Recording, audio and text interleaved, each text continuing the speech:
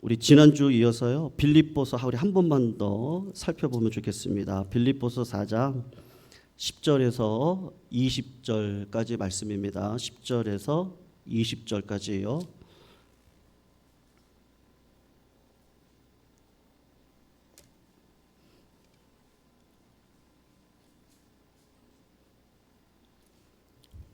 우리 같이 교독으로 읽도록 하겠습니다. 10절에서 20절까지입니다. 10절 제가 먼저 읽습니다.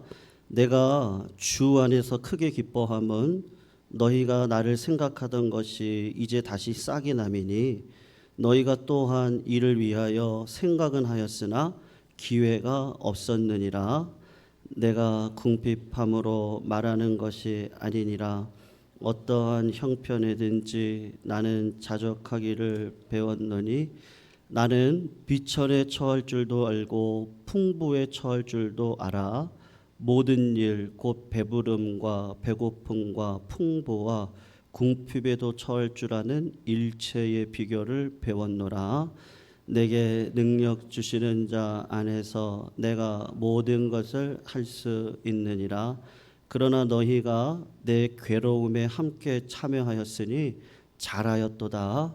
빌립보 사람들아, 너희도 알거니와 복음의 시초에 내가 마게도냐를 떠날 때에 주고받는 내 일에 참여한 교회가 너희 외에 아무도 없었느니라. 데살로니가에 있을 때에 너희가 한 번뿐 아니라 두 번이나 나의 쓸 것을 보내었도다. 내가 선물을 구함이 아니요 오직 너희에게 유익하도록 풍성한 열매를 구함이라. 내게는 모든 것이 있고 또 풍부한지라. 에바브로디도 편에 너희가 준 것을 받음으로 내가 풍족하니 이는 받으실 만한 향기로운 제물이요 하나님을 기쁘시게 할 것이라. 나의 하나님이 그리스도 예수 안에서 영광 가운데 그 풍성한 대로 너희 모든 것을 채우시리라. 우리 같이 읽습니다. 하나님 곧 우리 아버지께 세세 무궁하도록 영광을 돌릴지어다. 아멘. 여러분, 우리 그리스도인들이 부자로 사는 것이 하나님의 뜻일까요? 아니면 가난하게 사는 것이 하나님의 뜻일까요? 한번 머릿속으로 어떤 결론을 한번 내려보시기를 바라고요. 결론은 이렇습니다. 부자로 살던 가난하게 사시던 부유하게 사는 것이 하나님의 뜻입니다. 우리 사랑하는 성도님들은 부유하게 사시기를 주님의 이름으로 축원합니다. 그래서 오늘 설교 제목을 부유로운 인생으로 잡았습니다. 성경에 보면 부요와 관련되어진 많은 단어들이 나오거든요. 예를 들면 풍성이라든지 풍부라든지 충만 이런 단어들이 굉장히 많이 나옵니다. 하나님이 얼마나 우리가 부요하게 살기를 원하시는지 창세기를 보시면 하나님께서 천지 만물을 창조하시고 바다와 육지를 가르시고 그 안에 모든 생태계를 조성하시고 6일째가 되던 날 인간을 창조하시고 하신 말씀이 뭐예요? 생육하고 번성하고 땅에 충만하라. 그렇게 이야기를 하셨어요.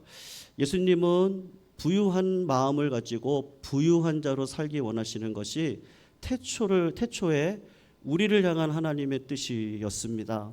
말씀이신 예수 그리스도가 이 땅 가운데 오셔서 구원의 재창조의 역사를 일으키실 때 요한복음 10장 10절을 보시면 그 말씀을 이렇게 다시 패러프레이즈를 하셨어요.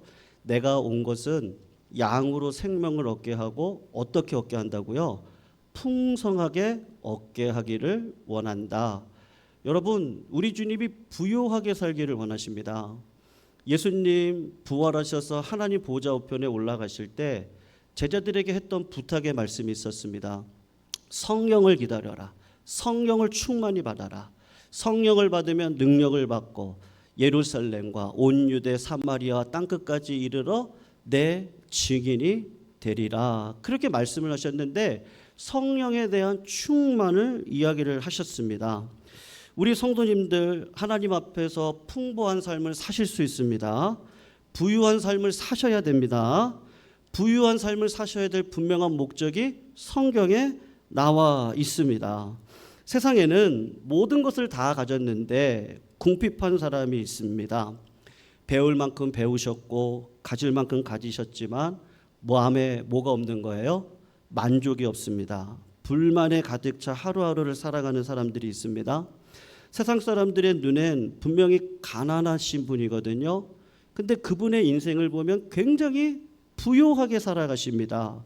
늘 기쁨이 있고 감사가 넘치는 풍성한 인생을 살아가더라고 하는 것이죠. 그러면 이쯤 되면 우리에게 질문 한 가지가 딱 생기는 거예요. 하나님, 이왕 신앙생활 하는데 부유하게 부자 되게 해주시고요. 그리고 부자의 마음으로 부유한 인생을 살면 되지 않겠습니까? 우리가 그렇게 생각할 수 있습니다만 그러나 이것은 쉽지가 않습니다.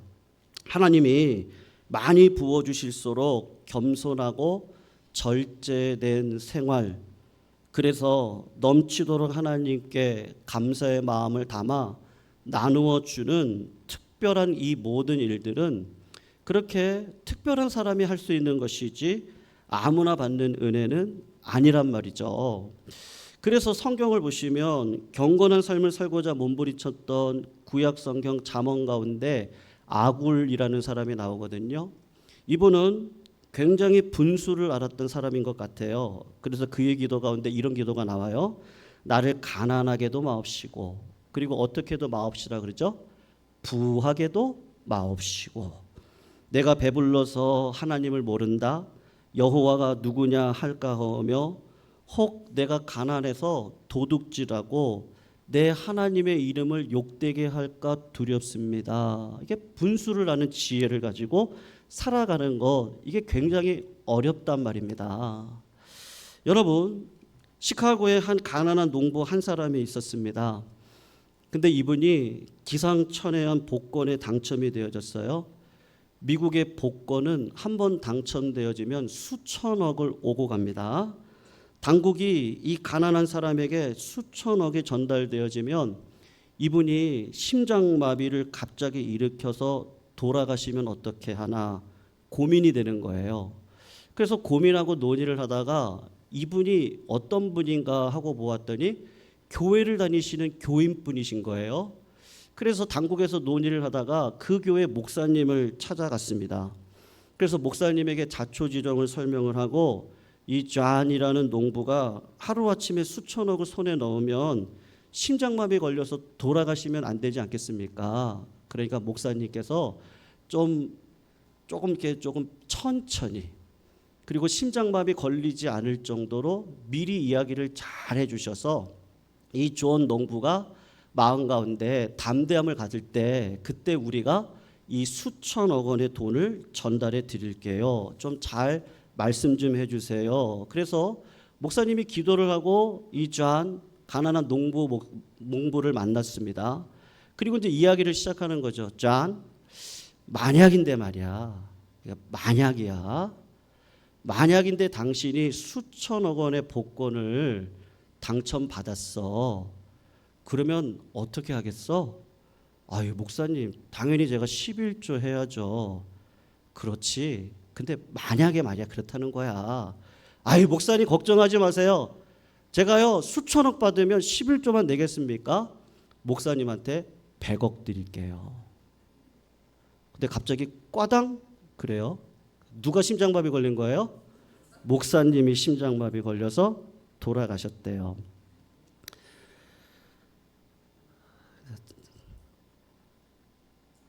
제가 짠 겁니다.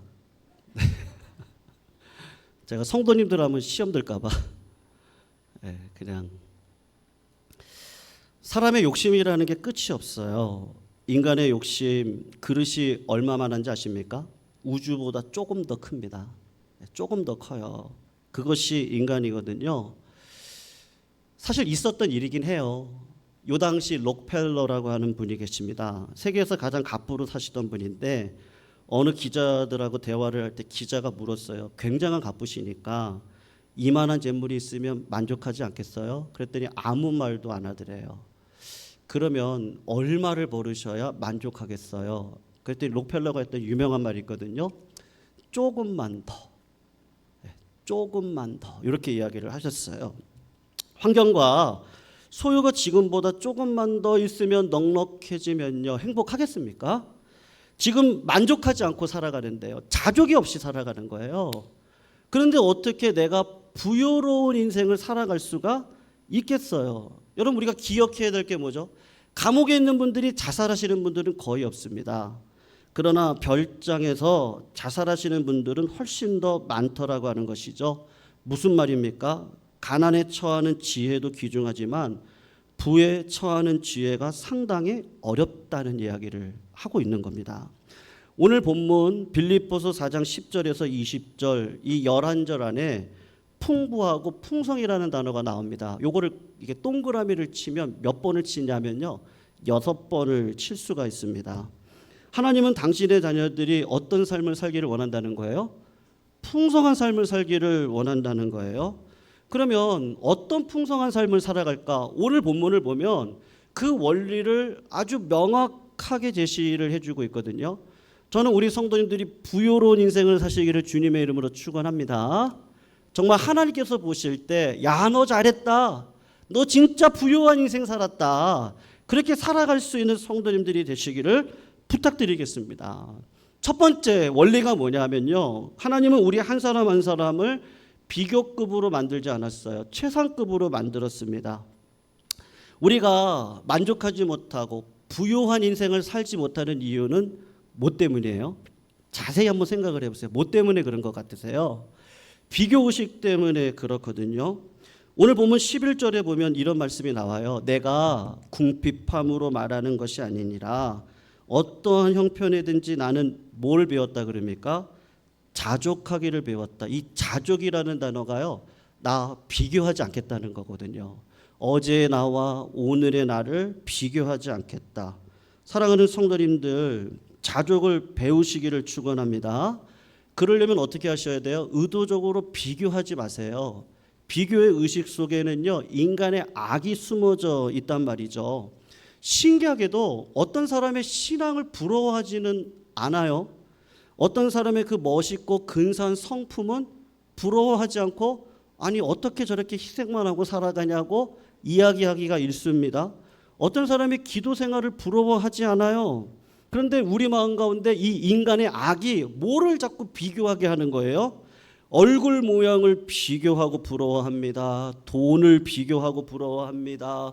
자동차, 집, 환경, 부모를 비교합니다. 근데 왜 비교를 하는 거예요? 왜 자족하지 못해요? 그러면 인간의 악이, 이 악한 마음이 들어가 있기 때문에 그런 거예요. 성도님들, 다이아몬드를 한 번도 갖지 않은 사람이 다이아몬드를 받는 순간 불행해진다는 이야기 들어보셨어요? 왜 그렇습니까? 다이아몬드를 살 만한 부자가 아니거든요. 남편이 정말로 마음 모아가지고 시간 모아 물질 모아 다이아몬드 하나 샀는데 아내가 다이아몬드를 딱 끼워놓고 보니까 그리 넉넉한 가정이 아니거든요. 다른 사람하고 비교해 보니까 다이아몬드가 어때요? 내 다이아몬드가 가장 작아요. 가장 작은 거예요. 감사해야 되는데 부요한 인생을 살지 못하는데 왜 그래요? 내 마음 가운데 이 비교의식이 들어가 있기 때문에 그런 거예요. 성도님들, 성도님 이미 복 받으셨어요. 믿으시죠? 우리 당당하게 삽시다. 하나님이 주시면 되는 거예요. 안 주시면 말고요 할 수 없는데 하나님 주세요. 안 주시면 뭐 언제까지 이럴 수는 있는데 그래도 당당하게 사시기를 축원합니다. 그리고 두 번째로 우리가 부요할 수 있는 비결이 있습니다. 12절을 한번 보세요. 나는 비천에 처할 줄도 알고 풍부에 처할 줄도 알아. 모든 일과 배부름과 배고픔과 풍부와 궁핍에도 처할 줄 아는 일체의 비결을 배웠습니다. 그 비결이 뭐라고 13절에 이야기하고 있죠.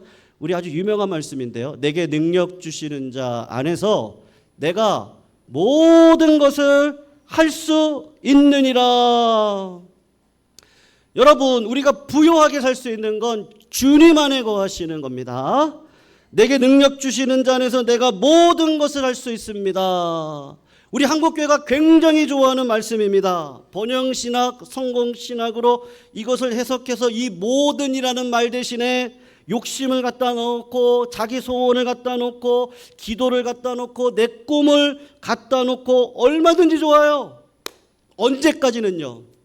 어린아이일 때까지는 괜찮습니다. 그런데 신앙이 깊어지다 보면 성경의 지식이 더해지고 맥락을 이해하기 시작을 하면 이 말씀이 우리의 그 얄팍한 성공, 번영의 신앙을 뒷받침하는 말씀이 아니라는 것을 금방 깨닫게 된단 말이죠. 왜요?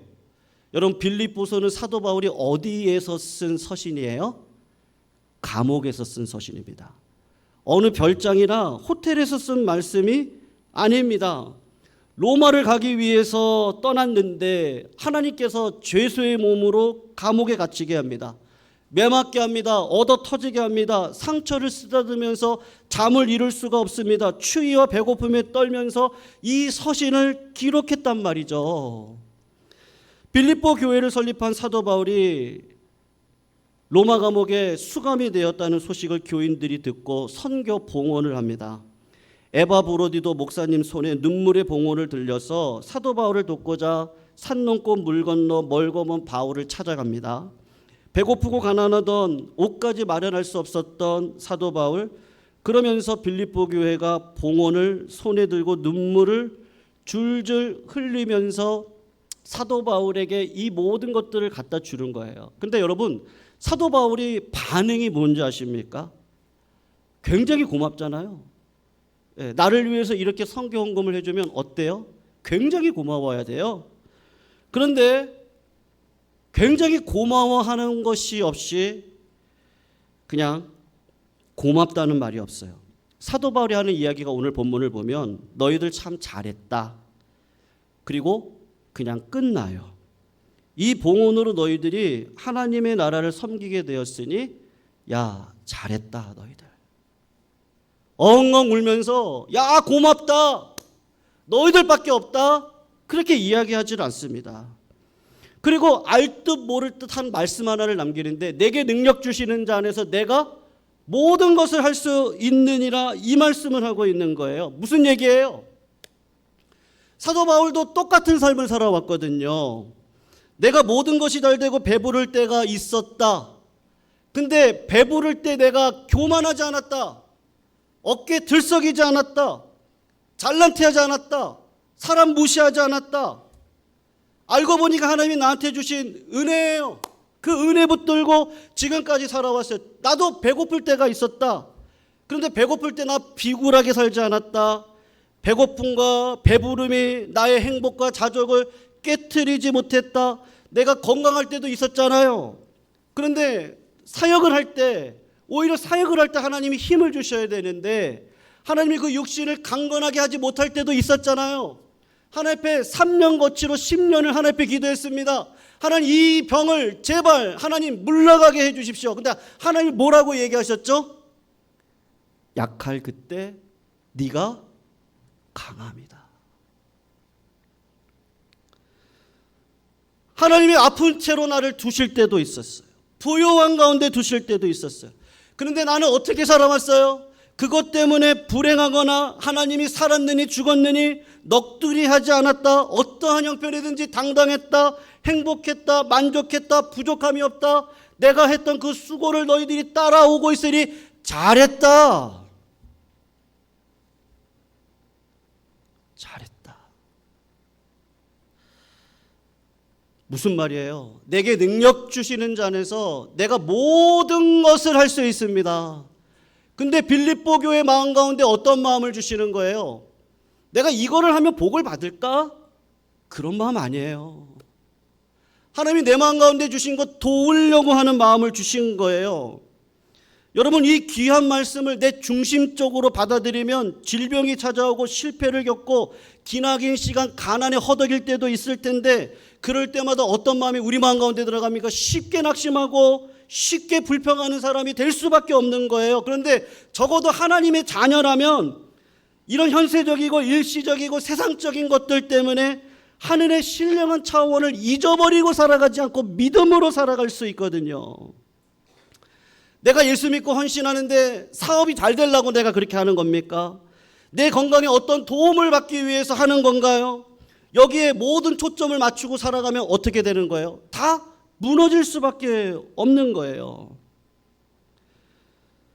여러분, 예배 열심히 참여하고 성경 많이 읽고 전도 부지런히 하고 헌신하는 것이 현세적인 유익으로 이어진다면요, 기도를 많이 하는 분들이 장사가 더 잘 돼요. 성경을 많이 알고 있는 분들이 순서로 기업이 훨씬 더 번영이 되어져요. 헌신을 많이 할수록 우리 자녀들이 인류대학을 들어갑니다. 그러면 여러분, 교회에 뭐가 생겨야 돼요? 그냥 말씀대학, 성경대학 이런 거 가르쳐가지고요, 훈련하면 되는 거예요. 야, 오늘 목사님 저렇게 말씀하셨으니까 이제 기도는 하지 말아야겠다. 이러면 안 되세요. 헌신하지 말아야겠다. 이르지는 마시기를 주님의 이름으로 축원합니다.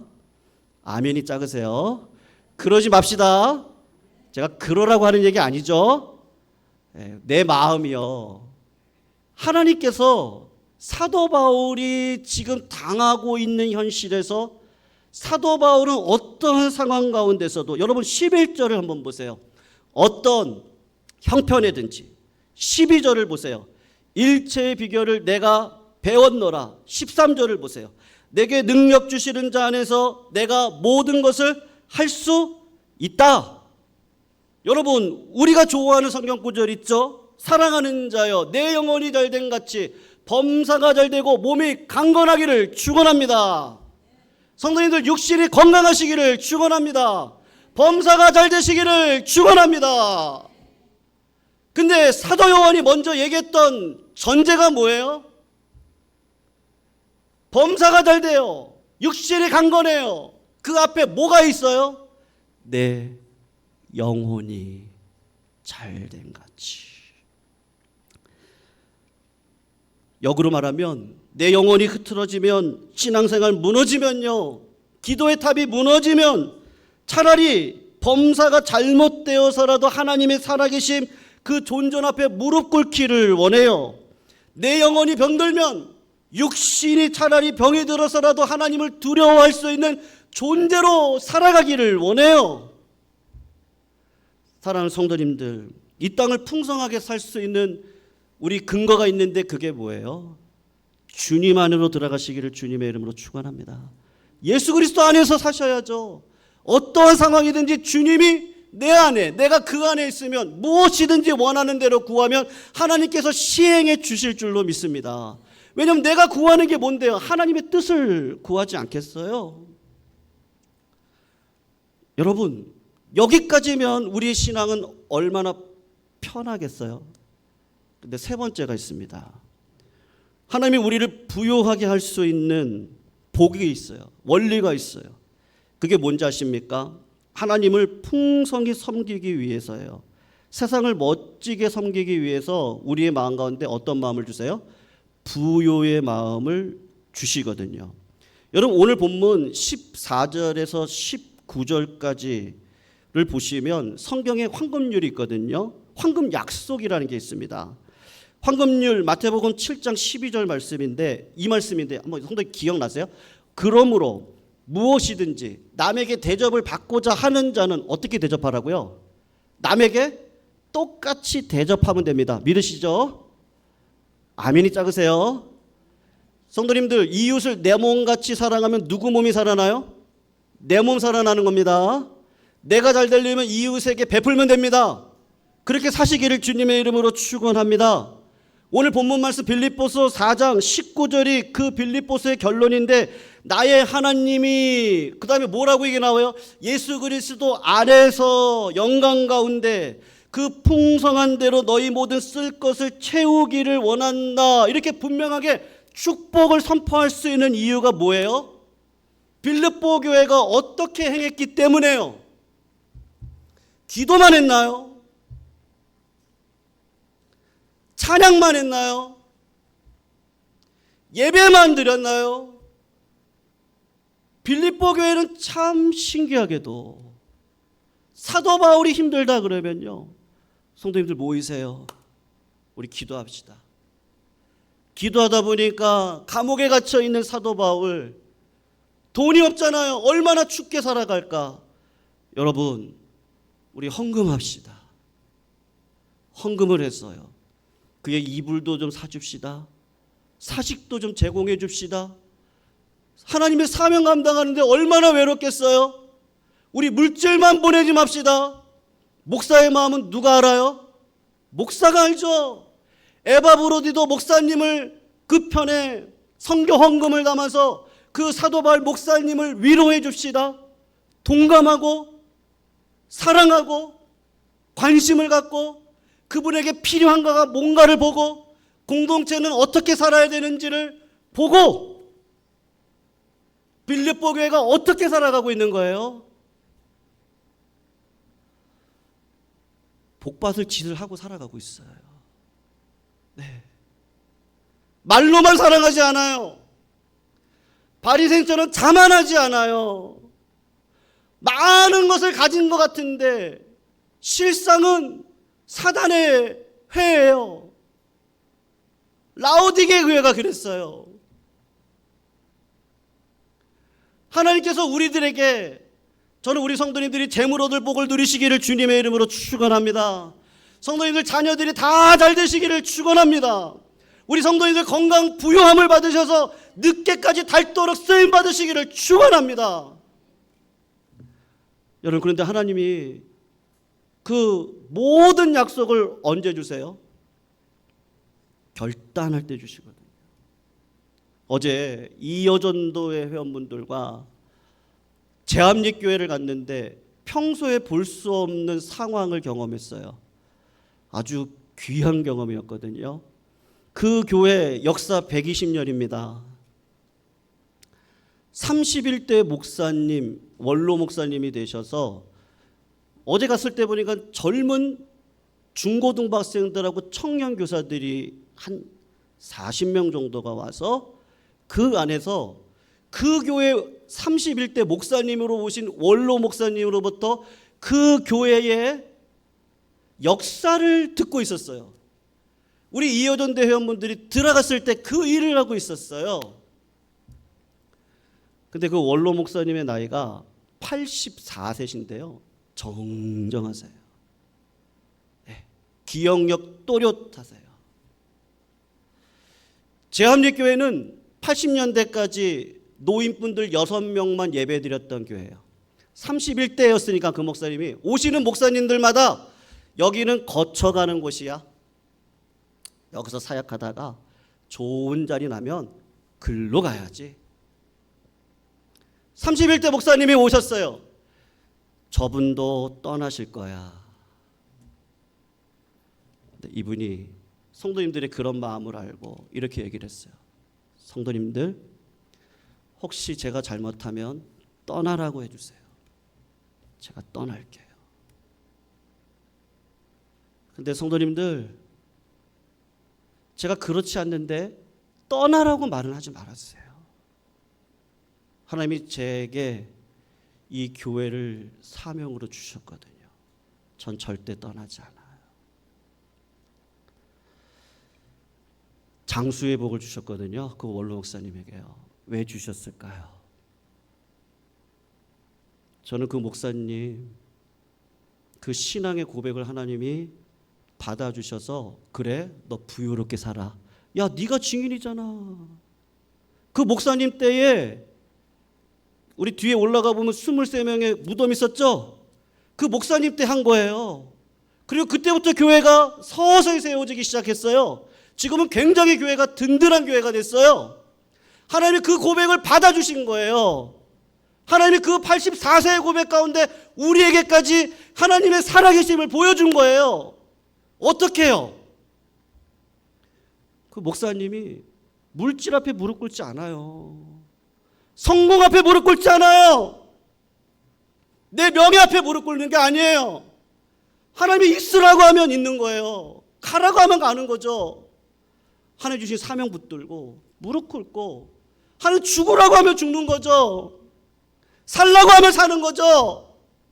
우리도 예수 그리스도를 보세요. 온갖 것을 가지고 있는 분이셨어요. 천군 천사를 불러서라도 나를 저주하는 저놈들을 어떻게 하든지 죽일 수 있었어요. 근데 예수님은 하나님이 죽으려니까 죽어요. 기도하려니까 기도해요. 하나님 어떤 복을 주셨어요? 부요하게 살 수 있는 복이요. 예수 그리스도를 믿는 자는 다 부활의 영광을 누릴 줄로 믿습니다. 하나님의 맏아들이 될 줄로 믿습니다. 부요한 인생을 살게 될 줄로 믿습니다. 우리를 통해 이 주변 사람들이 살아날 줄로 믿습니다. 눈물 흘리는 자가 기쁨으로 일어날 줄로 믿습니다. 아멘 할 때까지 해야 되겠어요. 성도님들, 관계 없는데 오겠어요? 네. 하나님이 장수도 그냥 주시지 않아요. 다 하나님의 계획 가운데 있어요. 빌립보 교회가 잘한 게 뭐예요? 동감하는 거예요. 아, 힘들겠구나. 어떻게 해요? 말 한마디라도 가서, 권사님, 집사님 힘내세요. 네. 얼마나 몸이 옆에서 이렇게 돌보시려면 힘드세요. 집사님 힘내세요.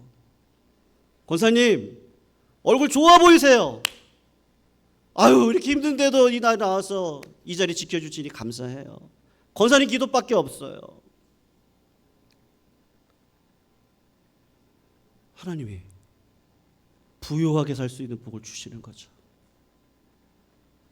예수 그리스도를 닮아가는 삶이요. 그 삶이요. 그 삶이 아니면 복을 받아도 어떻게 되는 거예요? 내 그릇이 안 되는데 어떻게 해요? 다 흘려버리는 거죠. 세상 앞에 무릎 꿇는데 어떻게 해요?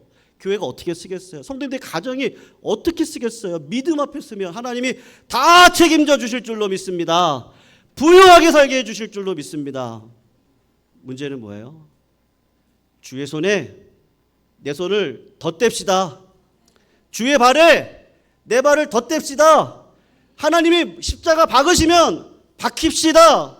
죽으라고 하면 죽읍시다. 살라고 하면 삽시다. 기뻐하라 그러면 기뻐합시다. 감사하라 그러면 감사합시다. 기도하라고 하면 기도합시다. 뭐가 문제예요? 하나님이 내 아버지신데. 저 우리 성도님들 그렇게 사시기를 정말 축원합니다. 우리 건강합시다. 네, 건강하셨으면 좋겠어요. 우리 물질이 어려움 없었으면 좋겠어요. 우리 가정 화목했으면 좋겠어요.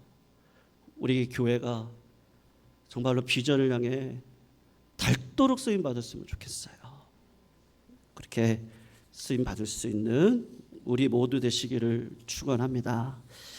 우리 찬양할까요? 주의 손에 나의 손을 보게고